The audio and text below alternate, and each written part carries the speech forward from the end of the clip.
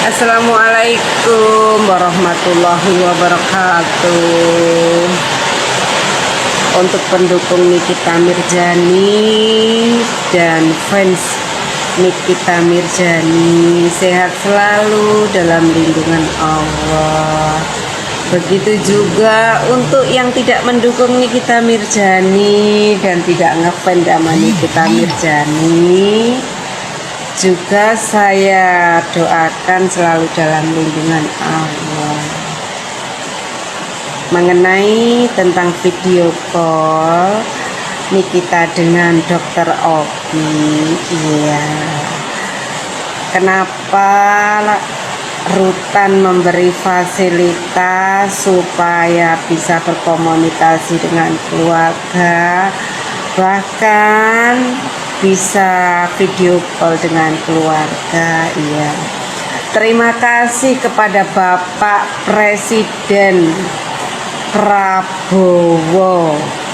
Bapak Presiden saya ucapkan terima kasih karena sudah memberi kesempatan kepada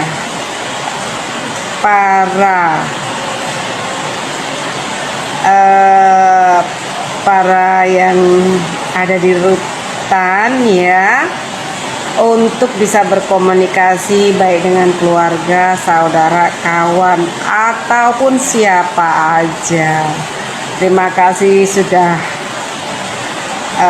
memberi aturan bahwa lapas itu bisa menyediakan fasilitas komunikasi, ya. Lah kan orang di penjara itu kan bukan berarti tidak semua orang yang di penjara itu yang jelas salah, tidak bersalah. Belum tentu salah. Contohnya Nikita Mirzani itu kan tidak salah.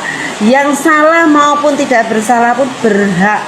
Dia ada hak untuk video call maupun komunikasi dengan keluarga atau dengan orang-orang yang tercinta. Iya, berarti hebat aturan pemerintah.